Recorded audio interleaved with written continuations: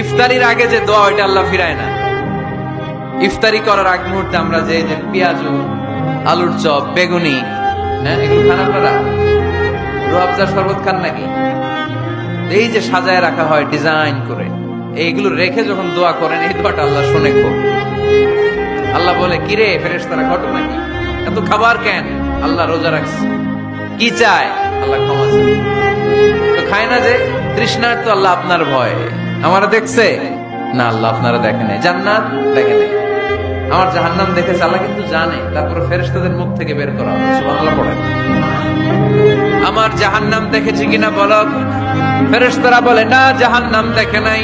আমার জান্নাত দেখেছে কিনা বলো? জান্নাতও দেখে নাই, কিছুই দেখে নাই, আপনারও দেখে নাই। আল্লাহ এবার খুশি হয়ে যাবে। আমার খুশির জন্য আমার ভয়ে তৃষ্ণার্ত ক্ষুধার্ত সামনে খাবার হাত বাড়ালেই খেতে পারে, গ্লাসটা তুললেই পান করতে পারে, আমার ভয়ে খায় না। আমার ক্ষমা চায়, আমার কাছে ক্ষমা প্রার্থনা করে। এখন আমার বান্দা যা দোয়া করবে, বান্দার সব দোয়া আমি কবুল করে নেব।